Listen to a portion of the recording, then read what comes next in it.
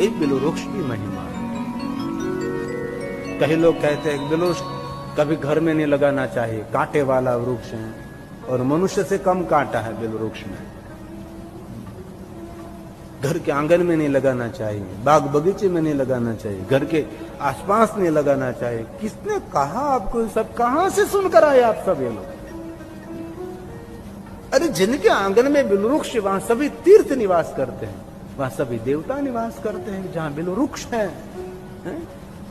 उसके मूल में सभी देवता निवास करते हैं, सभी तीर्थ निवास करते हैं। बिलवृक्ष कोई सामान्य वृक्ष है भाई? मूल तो ब्रह्म रूप है, मध्य तो विष्णु रूप है, आग्र तो शिव रूप है। मूल में ब्रह्मा है, मध्य में विष्णु, आग्र में भगवान शिव है। जो व्यक्ति बिलवृक्ष का दर्शन करते हैं उसको ब्रह्मा विष्णु महेश का दर्शन रहता है। अरे आपने कभी बताया नहीं भाई, इतनी संकुचितता क्यों किया आपने? ये बिल्वाष्टक में गाया, मूल तो ब्रह्म रूपाय, मध्य तो विष्णु रूपेण, अग्रतः शिव रूपाय, हेम बिल्वं शिवार्पणम्,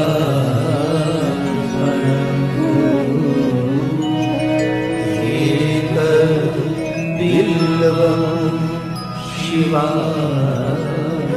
इसलिए कभी अवसर मिले कहीं बिलवृक्ष हो तो उसका दर्शन करना चाहिए, बिलवृक्ष को स्पर्श करना चाहिए।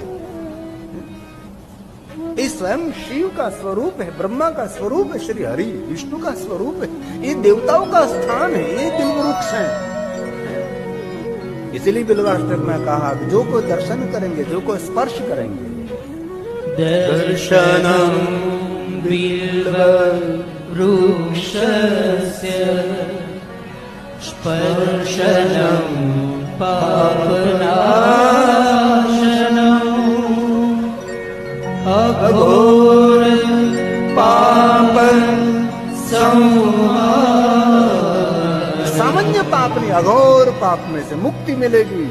एक बिल्वं शिवार्पणम्,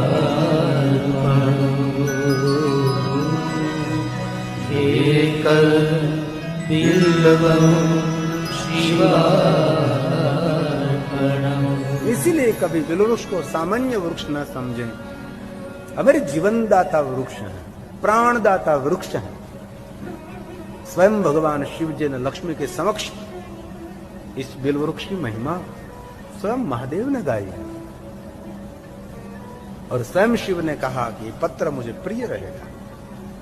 और कभी ये सोचा कि पवित्र श्रावण मास में क्यों ज्यादा बिल्व पत्र महादेव को चढ़ाया जाता है?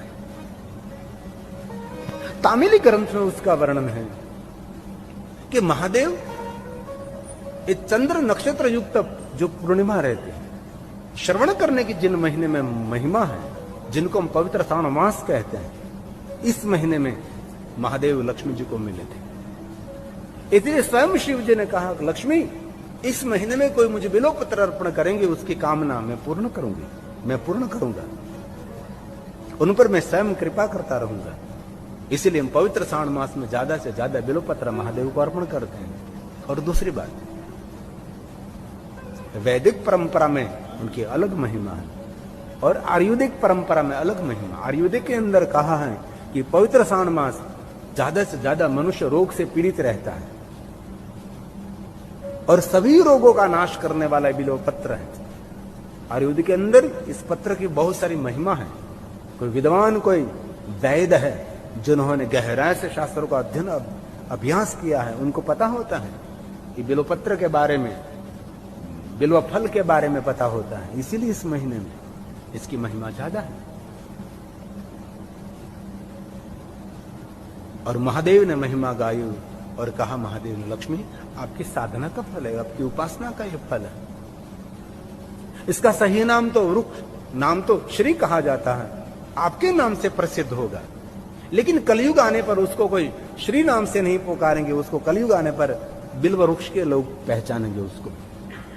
और स्वयं लक्ष्मी जी ने कहा, सुनिए महादेव, मैं आपके परम भक्त हूं, पवित्र श्रावण मास में कोई बिल्व पत्रों से आपका पूजन करेंगे, इन पर विष्णु पत्नी लक्ष्मी कृपा नहीं करेगी, इन पर विष्णु पत्नी महालक्ष्मी कृपा करेगी। जो बिल्व पत्रों से महादेव का पूजन करे पवित्र श्रावण मास में,